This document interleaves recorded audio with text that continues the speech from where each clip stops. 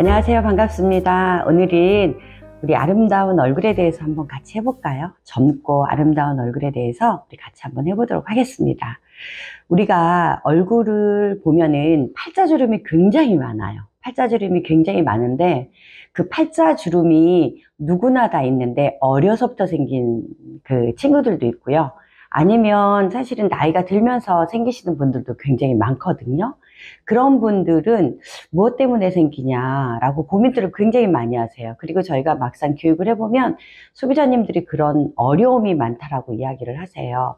그럼 우리 얼굴은 다 연계가 된 근육이라고 보시면 됩니다. 근데 연계가 된 근육인데 그 연계된 근육들은 시작되는 부분과 끝나는 부분이 같이 있다라는 거죠.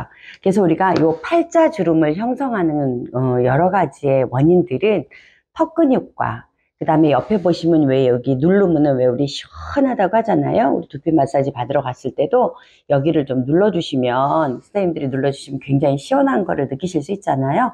연결이 돼서 그래요. 그리고 이 옆에 있는 이 축도근이라고 그러거든요. 그래서 보면 그 부위가 어디냐면, 이렇게 옆으로 보셨을 때, 여기 얘가 이제 광대뼈라든가 이런 것들이 전부 다 연결이 되는 장소거든요. 광대, 뭐 근육이라든가 모든 근육이 앞면에 형성된 근육이 다 이쪽으로 있어요.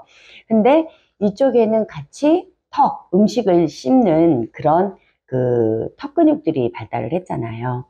이거는 저작근이라 그래요. 이 저작근과 씹을 때 같이 움직이는 게 축도근이거든요. 이 축도근인데 얼굴에 보톡스 많이 맞으시죠? 시술을 많이 하시는데 그 보톡스를 이제 팔자주름 때문에 하신단 말이에요. 근데 한 10년 정도 맞고 나시면 나중에는 이게 큰 심부볼이 이렇게 처집니다. 덩어리로. 그게 피부에 조직들이 같이 이제 붙어서 순환이 안 돼서 처지는 경우가 있거든요. 근데 이렇게 되기 전에 우리가 좀 예방을 해야 되지 않겠습니까?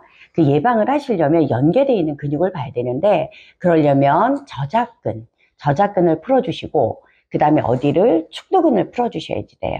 근데 축도근은 어떻게 되어 있냐면 여기가 이제 그 정지부라고 우리가 표현을 하죠. 마지막 기시점은 여기예요.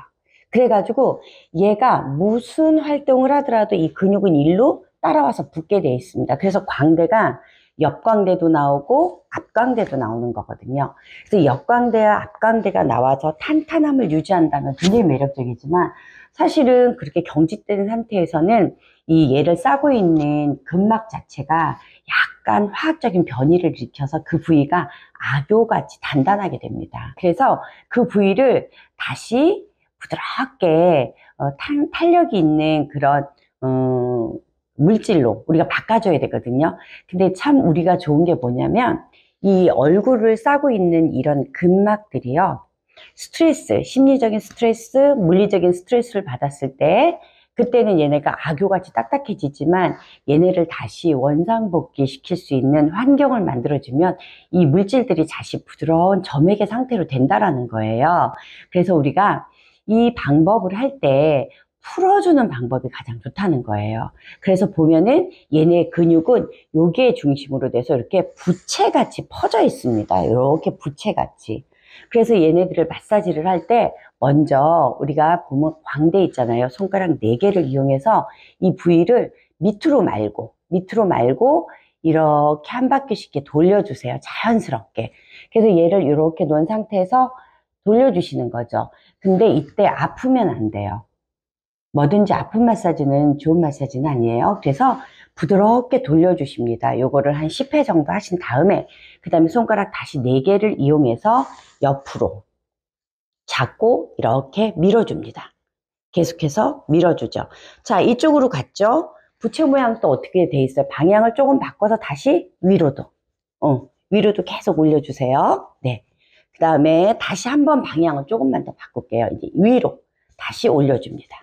네. 다시 올려줍니다. 자, 그래서 그 부위가 어느 정도 되냐면 쭉 올려서 내 손가락이 다 들어갈 때쯤 이 부위에서는 이 부위를 계속해서 돌려주십니다. 강하게 앞, 다시 한 바퀴, 앞, 한 바퀴, 앞, 다시 한 바퀴, 앞. 자, 다시 한번 손을 뒤로. 자, 그래서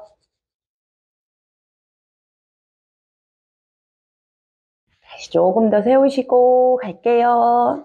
네, 그렇죠. 그렇죠. 다시 한번 위로 한 번 더 할게요. 자, 어때요? 시원하시죠? 자, 그 부위를 다시 살짝 반주먹을 잡으시면 어떨까요? 반주먹을 잡으셔서 머리가 엉망이죠? 자, 반주먹을 잡으셔가지고 그 다음에 좀 강하게 아프지는 않게 조금 강하게 굴려줍니다. 자, 이때 요게 팔자주름이 제가 밑으로 좀 처져 있다 그럴 때는 여기에서 조금 멀리 뒤로, 나는 팔자주름이 코 바로 옆에 있어 그럴 때는 여기에서 가깝게 사선에서 조금 더 가깝게 위로, 그래서 이렇게 올라가는 선으로 이거를 다시 한번 또 강하게 해줍니다. 자, 이렇게 하면은 아마 어때요? 이쪽에 있는 광대 밑에 있는 팔자주름, 그 다음에 교근, 얘네들이 굉장히 부드럽게 되고요. 얼굴형이 바뀌는 것을 여러분들이 보실 수가 있습니다. 요거는 사실 나는 시간을 내서 이렇게 하기가 너무 좀 번거롭습니다 이러시면 샴푸하실 때, 그 다음에 헤어 트리트먼트제 바르실 때 있잖아요. 그럴 때 사용하시면 괜찮으실 것 같고요. 그 다음에 요것을 꾸준하게 했을 때 인체는 세포 자체가 약 한 14일 정도 돼야지 새 세포가 준비가 되거든요. 그래서 14일 동안씩 이렇게 한 반복해서 6회, 그러니까 한 3개월 정도 되겠네요. 아마 그러면 여러분들 보톡스 맞으시는 것보다 이 팔자주름이 훨씬 개선이 많이 되고요. 그 다음에 뺨 쪽에 지방이 좀 여기가 있거든요. 지방 패드라고 우리가 표현하는데 이 지방 패드에도 수분이 가득하게 있어서 아마 동안의 얼굴이 될 것 같아요. 여러분 어떻게 오늘부터 한번 해보시는 건 어떠실까요? 한번 꼭 해보시고 후기도 주시기 바라겠습니다. 감사합니다.